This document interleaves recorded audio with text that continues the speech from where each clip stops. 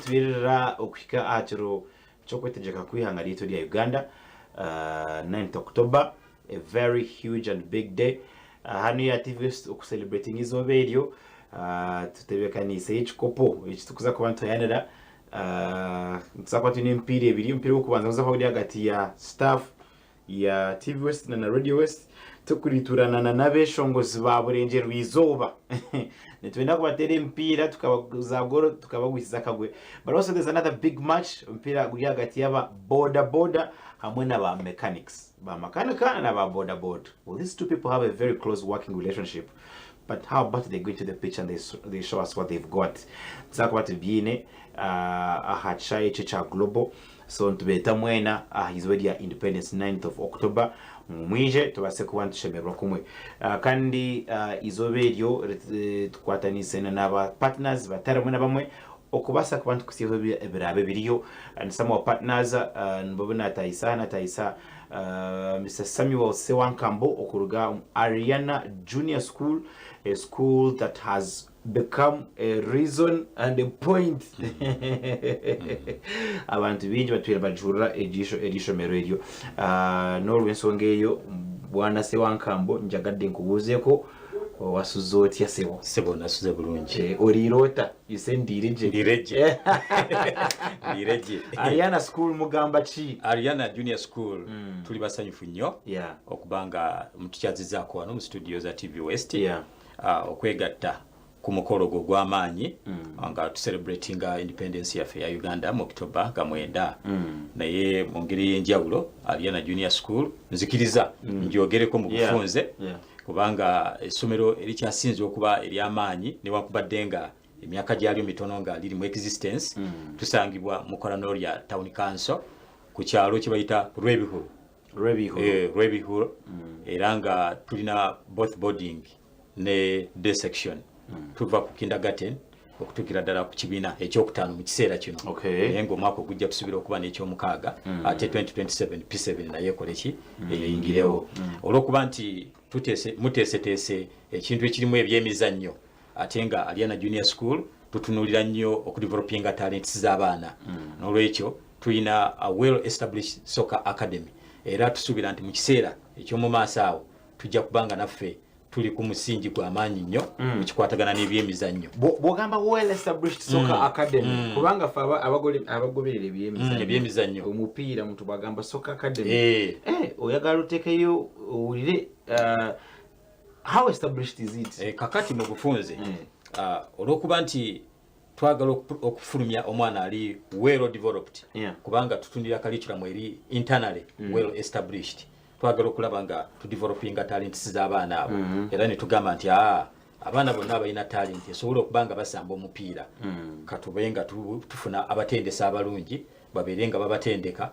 era kyetukola kati mu kiseera kino kwe kulaba nga ne mu kiseera kya holiday abaana abo tumaze okwidentifying nga balina talents nga tubatendeka kifo ky'okubeera ewaka babeera ku ssomero ne twongera okudevelopinga talent yaabwe y'omupiira nga bakooki weebali era tusuubira nti mu biseera eby'omu maaso twagala okugirigesitalinga mu butongole tubeere nga tuparticipatinga mu tournaments ez'abaana abato nga Ariana Junior School. That's right. Obadde nkyayongera okunyonyola ku Ariana Junior School.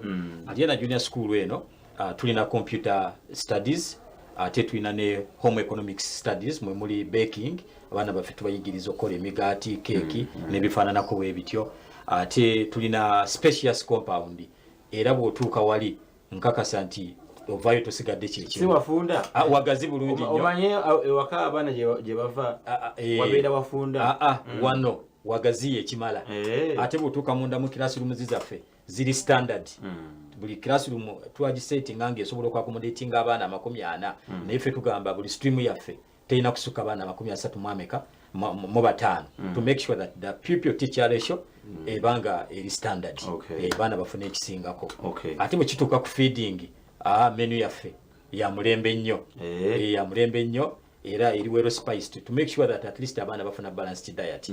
Tulina ne daycare ne daycare services era bw'otuukawo president yaabwe y'abaana abato ogisanga mu hall empanvu bweti abaana bwe basobola okweyagalira ne bavaawo nga bakuze bulungi buli kimu kitambula bulungi tulina cameras security wise essomero lyonna lyetooloddwa cameras ne solar security lights okulaba nga buli kimu kitambula bulungi. Abasomesa kati ngera bulaba Mr. Samuel Sewanka is a well established man academically mu kiseera kino Mami Sewanka mbono ndooza ayina masters mu human resource management ate bw'otunuulira abasomesa baffe bonna be tuleese bonna bali well dedicated and committed to serve bonna ate nga bazadde staff nungi nnyo teyeeraliikiriza tukola ekyo ekisoboka okulaba nga tufulumya abaana baffe nga bafunye ekyo ekisinga okuba ekirungi. That's wonderful. So that is Ariana Junior School. Ariana Junior School nkuba tugambira bali Ruby Huro murukola n'olya no basa kutunga kire ozeyo otayayo tulebe ebintu kubya dino misho. We are entering the final term, the third term. Preparations zimide zitya okulaba nga tutandika term. Fe abasomesa baffe tubeera nabo kubanga Ariana Junior School has got a potential director. We make sure that we meet their demands from January to December. So we are with them most of the time. Era tubadde nabo mu kiseera kino eky'oluwummula nga tuteekateeka especially kikwatagana ne class teaching kulaba they are prepared to teach era tumaze okweteekateeka okukola zi schemes of work as well lesson plans zizo zijja luvannyuma nga bali mu class naye ffe okulaba nti eliminatinga challenges eziri mu academic system y'olwaleero tulaba nti tutegeka topical breakdown, topical spellings, tutegeka scheme of work, topical evaluation tests, classroom learning environment, teaching aids byonna tutula ne tubitegeka omulundi gumu to make sure that we curb all the gaps that would be able to limit the learners' performance. So we are very sure that by the time we make primary 7, we expect to be the most vibrant school here in Mbarara. Kambera kabuzo kenkubuuza third term tutera okulaba amasomero nga ga preparing as a Twitter speech days and stuff. Is that going to be a celebration of a sort? Kakati kubanga yenjagala zijje kituufu nnyo ennaku z'omwezi 3 on 3rd December we have a grand function.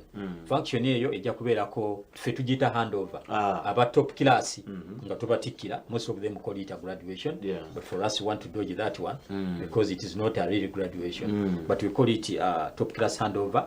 We are handing over these nursery children who have completed that nursery session to the teachers of primary 1. They start their primary school. They start their primary school. Kati ku lunaku olwo lwennyini tutegeseeyo music, dance and drama.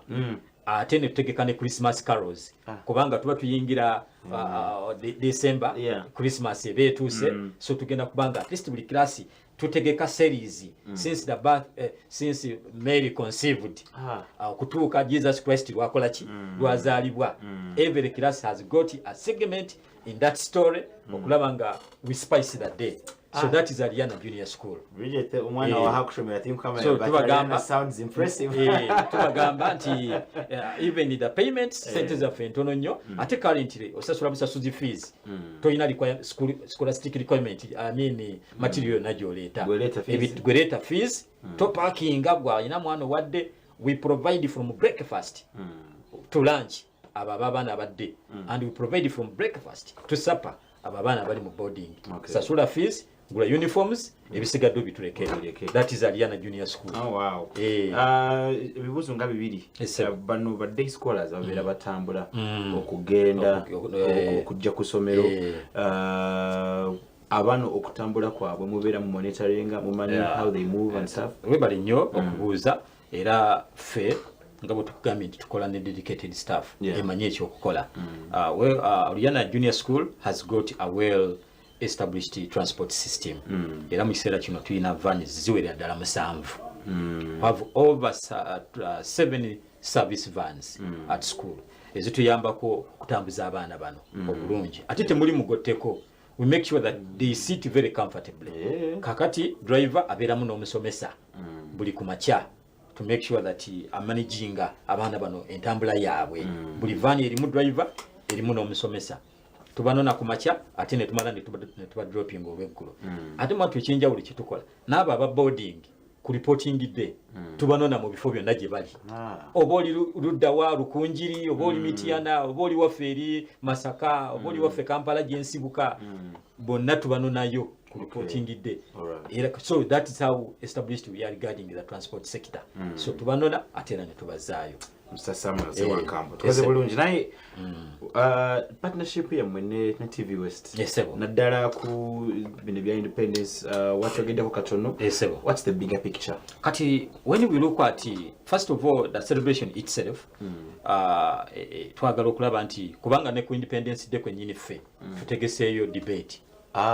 Tutegeseeyo debate ku lunaku olwo lwennyini okulaba nga abaana baba ne discussion regarding the situation that transpired during the time of colonial rule and the time when Uganda got her independence up to now.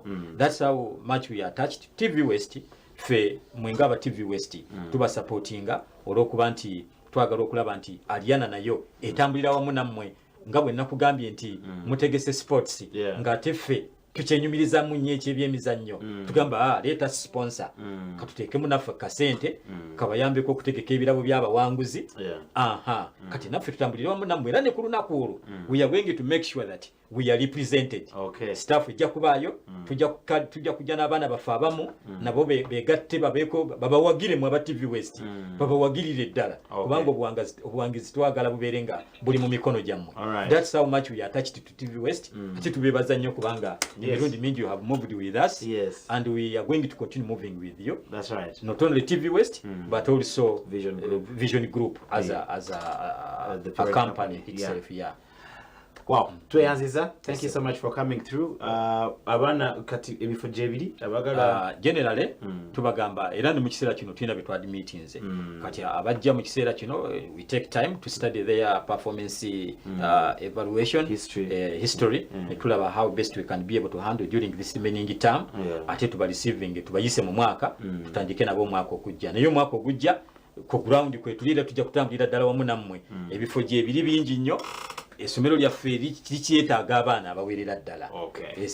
Alright, now Ariana Junior School barrebihuro omwerikola n'olya kola obubundo benoteekateeka omwana wange okusomera nkayi omwana wange okutandikira nkayi. I know that parents who are already doing some research, you know, maybe your child is going to start pre-primary and you're wondering where can I take my child come next year. Ariana Junior School is a very nice school aho kwasa kutwara omwana wawe ahubine abashomesa abino umutima gw'obuzire ogw'obuzadde. That's very important these days okujja mu mwana omutwara ahantu ahakuba comfortable abasekona atandika kushoma kwe naba kugenda omisho ebintu bitambula kuri munonga. They have told us that next year bazaka bine P6 and if all goes well also in 2027 bazaka bine P7. That's all the time we had. Thank you so much Mr. Samuel. You're welcome. Kutufikaho era muto yaffe gamba a great start. Indeed, it is a great start. Also giving a great start for your morning. Let's take a short break. We'll be right back.